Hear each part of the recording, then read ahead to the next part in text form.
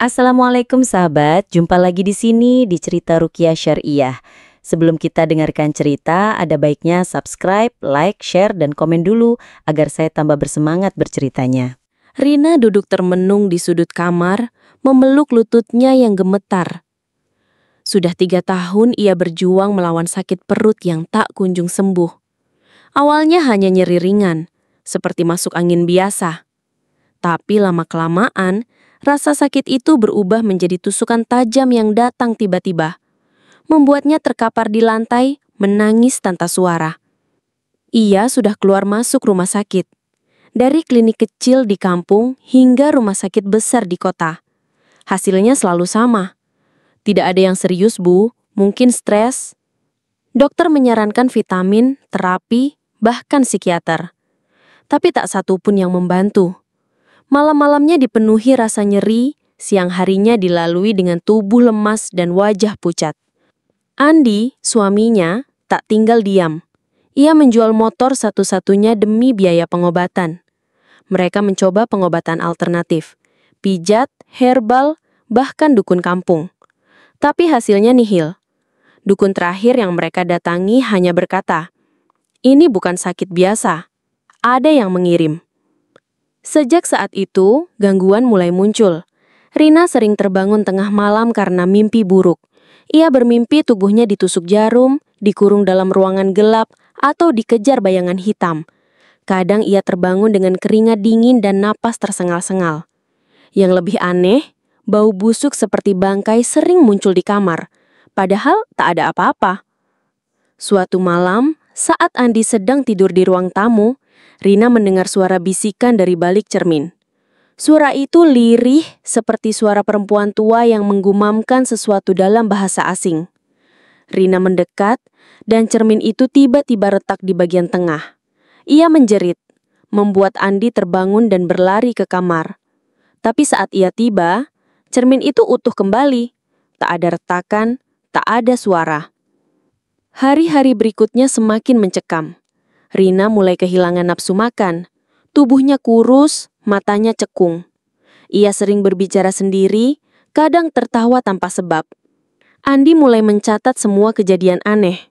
Suara langkah di malam hari, bayangan yang melintas di dinding, dan benda-benda yang berpindah tempat sendiri. Puncaknya terjadi saat Rina pingsan di dapur. Tubuhnya kaku, matanya terbuka lebar, dan dari mulutnya keluar suara berat yang bukan miliknya. Andi panik, memanggil tetangga, dan mereka bersama-sama membawa Rina ke rumah sakit. Tapi lagi-lagi hasilnya nihil. Dokter hanya berkata, secara medis, ia sehat, tapi ada sesuatu yang tidak bisa kami jelaskan. Andi mulai percaya bahwa ini bukan sekedar penyakit. Ada sesuatu yang bersembunyi di balik sakit Rina. Sesuatu yang tak terlihat, tapi nyata. Ia teringat pada seorang ustadz yang pernah membantu keluarganya saat ada gangguan di rumah lama. Namanya Ustadz Rahman. Tanpa pikir panjang, Andi menghubunginya. Ustadz Rahman datang ke rumah Rina malam itu. Ia membawa Al-Quran, air mineral, dan sebotol minyak zaitun. Saat ia masuk ke kamar Rina, ia langsung berkata, "Saya sudah merasakan gangguannya.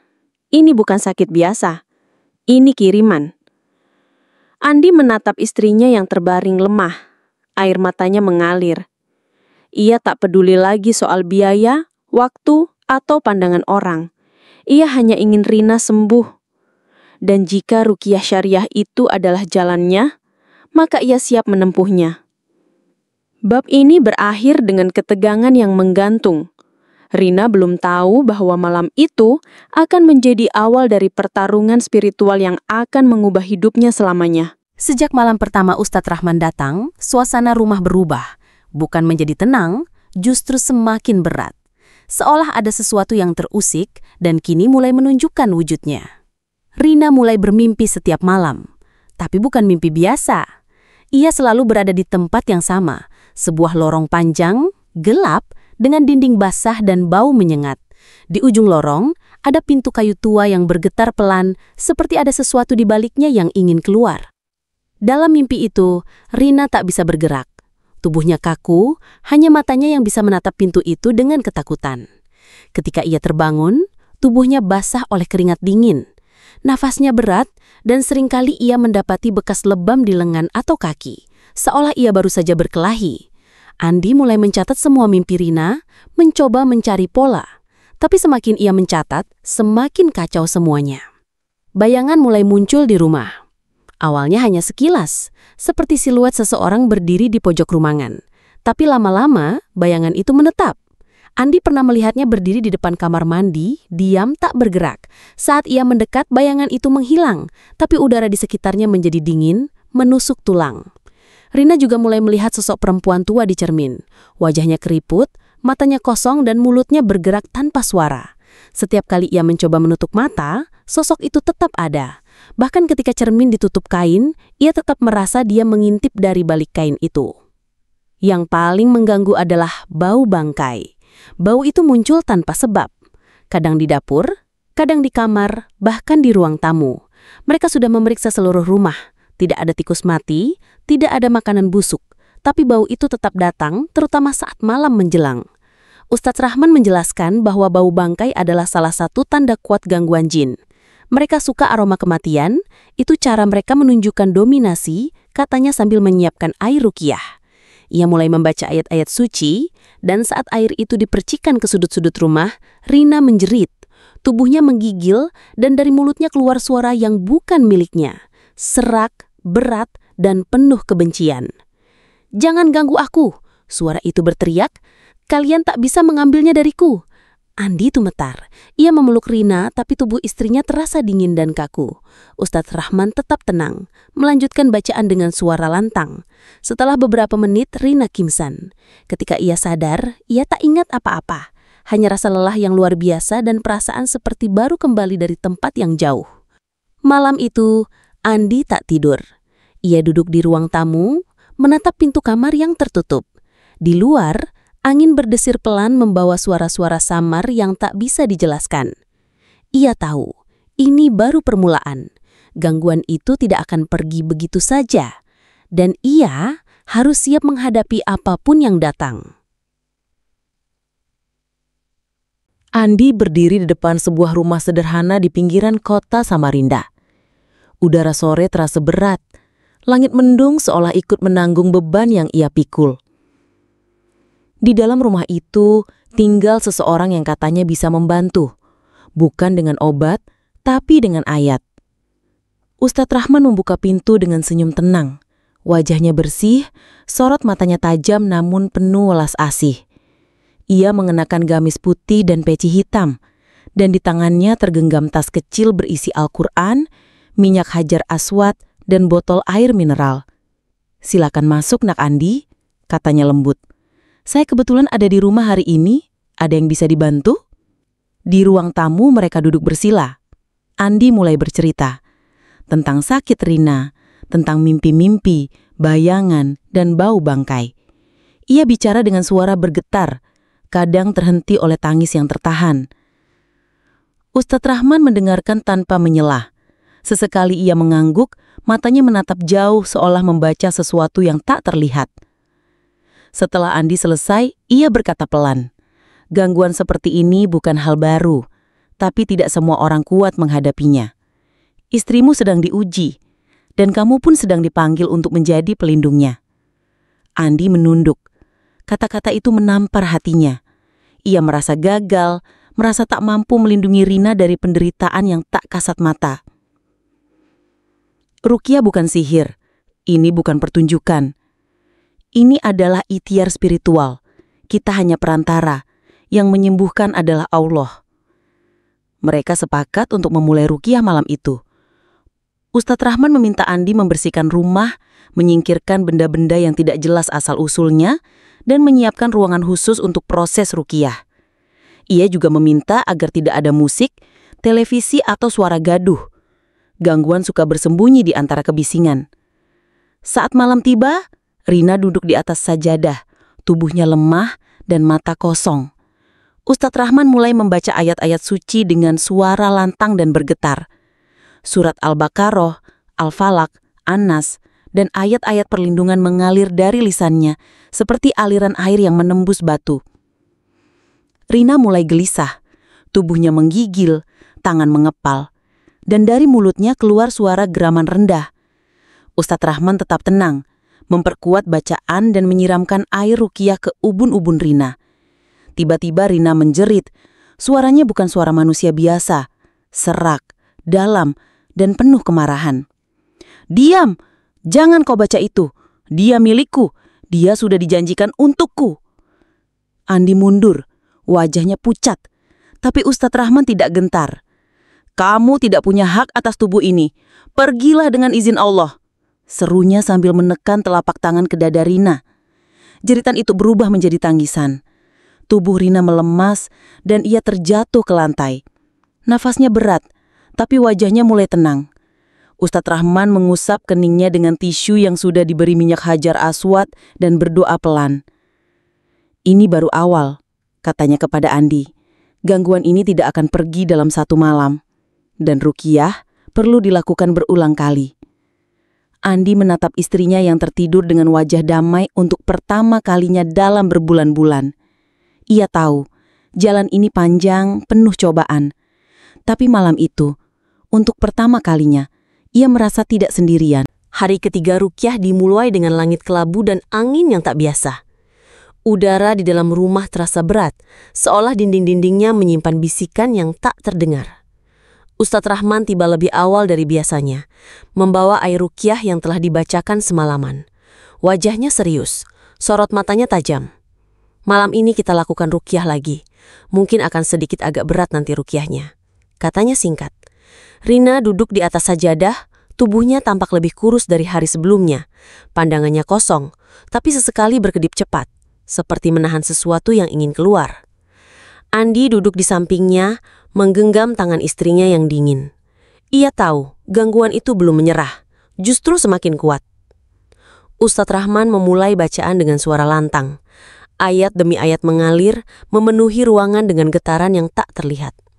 Saat surat Al-Baqarah dibacakan, Rina mulai menggeliat.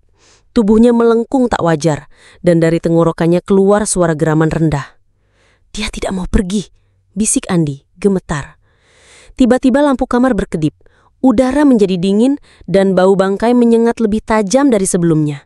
Rina menjerit, tapi bukan dengan suaranya sendiri. Suara itu berat, penuh kemarahan, dan terdengar seperti berasal dari dua arah sekaligus. "Jangan ganggu aku. Dia sudah jadi milikku sejak malam itu." Ustadz Rahman tidak berhenti. Ia mempercepat bacaan, menekan telunjuknya ke ubun-ubun Rina. Tubuh Rina bergetar hebat, matanya terbalik, dan dari mulutnya keluar busa putih. Jeritan itu berubah menjadi tawa, panjang, melengking, dan menusuk telinga. Andi hampir pingsan. Ia melihat bayangan hitam merayap di dinding, membentuk wajah-wajah yang menjerit tanpa suara. Ruangan terasa berputar, dan suara bacaan Ustadz Rahman menjadi satu-satunya jangkar yang menahan semuanya dari jatuh ke dalam kekacauan. "Dengan nama Allah yang Maha Kuasa, aku perintahkan kau keluar," seru Ustadz Rahman. Rina terangkat sedikit dari lantai, tubuhnya kaku seperti papan. Lalu tiba-tiba ia terjatuh, dan ruangan menjadi sunyi. Hanya suara nafas berat yang tersisa. Ustadz Rahman duduk bersila, wajahnya basah oleh keringat. Ia menatap Andi dan berkata, "Gangguan ini bukan jin biasa. Ada ikatan. Mungkin dari masa lalu, mungkin dari perjanjian yang tidak disadari." Andi terdiam. Ia teringat satu malam bertahun lalu saat Rina pernah datang ke seorang orang pintar untuk meminta keberuntungan usaha. Ia tak pernah tahu apa yang Rina lakukan malam itu. Tapi sejak saat itu, usaha mereka memang maju. Lalu tiba-tiba runtuh, dan Rina mulai sakit. Kadang jin meminta imbalannya, dan perlu diketahui bahwa setiap bantuan dari jin tidak ada yang gratis, dan balasannya bisa berupa tubuh, jiwa, atau keturunan. Malam itu ruqyah dihentikan sementara. Rina tertidur dengan tubuh lemah, tapi wajahnya lebih tenang. Andi duduk di sampingnya, menatap langit-langit kamar yang retak halus. Ia tahu pertarungan belum selesai, tapi untuk pertama kalinya ia melihat harapan. Merupakan hal yang salah, meminta pertolongan jin untuk memperbaiki masalah kehidupan dari jin juga sama. Karena tidak ada yang gratis, mereka pasti menginginkan imbalannya. dan Rina sudah membayar atas semua keinginannya. Ia telah menjual dirinya dan jiwanya kepada iblis. Ia hanya ingin bersinar dalam gelembor yang lemah sambil menambah kekayaan yang berlimpah untuk membahagiakan suaminya. Tapi kekayaan yang ia dapatkan hanyalah sementara, dan waktu yang terakhir hendak ia lakukan sendirian. Pagi itu, Rina duduk di teras rumah dengan mata sembab dan wajah yang tampak lebih tenang. Setelah malam-malam penuh jeritan dan ruqyah yang mengguncang jiwa, tubuhnya mulai merespons. Tapi bukan hanya fisik yang berubah, ada sesuatu dalam dirinya yang mulai terbuka. Seperti pintu yang selama ini terkunci rapat, kini mulai berderit pelan. Ustadz Rahman datang membawa kabar penting. Gangguan ini punya akar, katanya sambil menatap Andi dan Rina bergantian. Dan akar itu bukan hanya dari jin, ada niat manusia di baliknya. Andi menegang. Maksudnya, santet. Ustadz Rahman mengangguk pelan. Santet itu bukan sekadar ilmu hitam. Ia adalah kebencian yang dikirimkan lewat perantara gaib. Dan kebencian itu biasanya lahir dari luka yang belum sembuh. Rina menunduk. Air matanya mulai mengalir. Saya tahu siapa yang mengirim, bisiknya pelan. Andi terdiam. Dunia seolah berhenti berputar. Rina melanjutkan dengan suara gemetar. Dulu, sebelum kita menikah, aku pernah menjalin hubungan dengan seseorang. Namanya Pak Darto. Ia duda, pemilik toko sembako di kampung. Aku bekerja di sana selama 2 tahun. Ia baik, terlalu baik. Sampai akhirnya ia melamarku. Andi menatap istrinya, hatinya berdesir. Ia tak pernah tahu bagian ini dari masa lalu Rina. Aku menolaknya, karena aku sudah jatuh cinta padamu. Tapi penolakan itu membuatnya berubah. Ia marah. Ia bilang aku mempermainkan hatinya. Sejak saat itu, aku keluar dari toko dan tak pernah bertemu lagi. Ustadz Rahman menghela napas panjang. Kadang orang yang merasa dikhianati menyimpan dendam yang dalam. Dan jika ia punya akses ke ilmu hitam, dendam itu bisa menjadi santet. Andi merasa perasaannya campur aduk. Marah, sedih, bingung. Tapi ia tahu, ini bukan saatnya menyalahkan. Ini saatnya mencari jalan keluar. Apakah kita harus membalasnya? Tanya Andi, suaranya bergetar. Ustadz Rahman menatapnya dengan tegas. Tidak, kita tidak melawan kebencian dengan kebencian. Kita lawan dengan doa, dengan pengampunan. Jika kamu ingin gangguan ini benar-benar pergi, kamu harus ikhlaskan. Dan Rina harus memaafkan. Rina menangis. Aku takut, kalau aku memaafkan, dia akan terus menyakiti.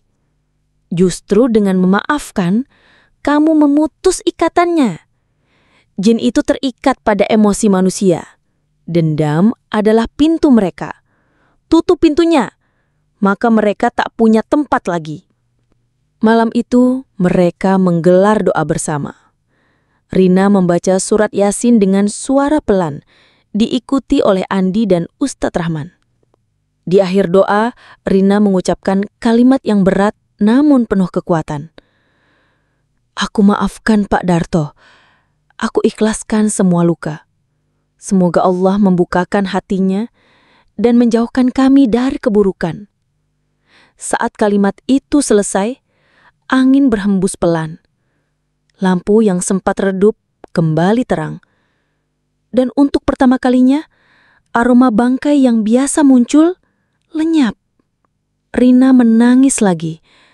Tapi kali ini bukan karena takut, melainkan karena rasa lega. Malam itu mereka tidur dalam keheningan yang damai.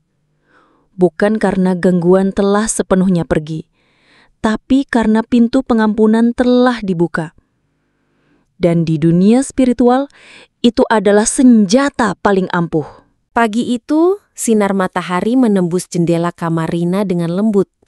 Tidak ada bau bangkai, tidak ada bayangan di dinding, tidak ada mimpi buruk yang membekas di wajahnya.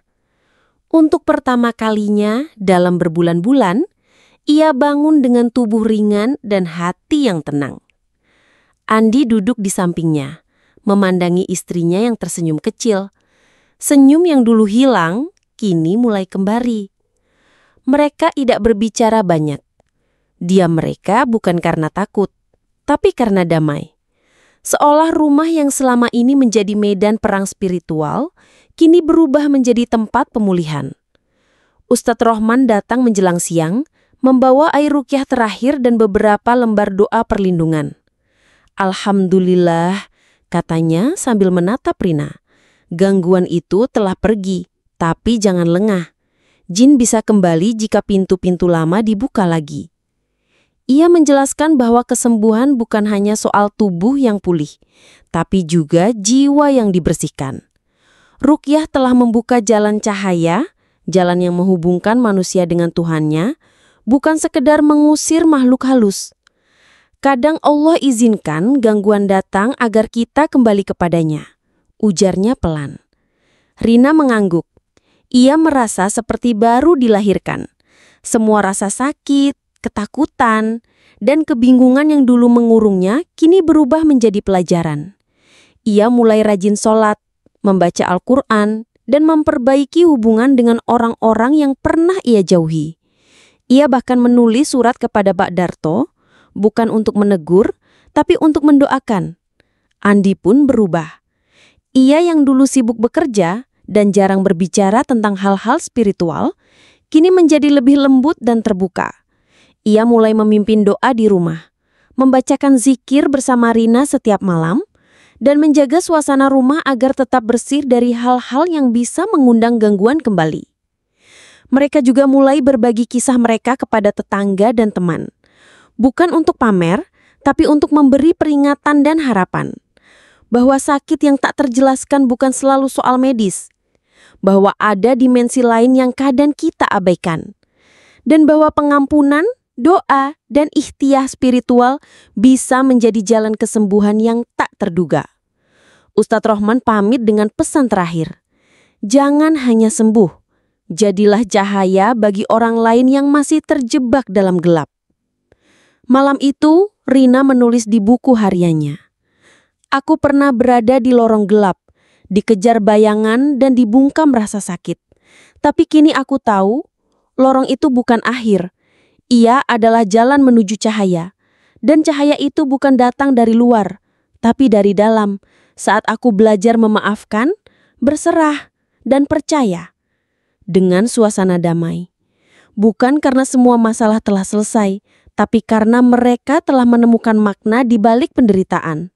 Ruqyah bukan hanya menyembuhkan tubuh, tapi membangunkan jiwa. Dan dalam kebangkitan itu, mereka menemukan hikmah yang akan mereka bawa seumur hidup.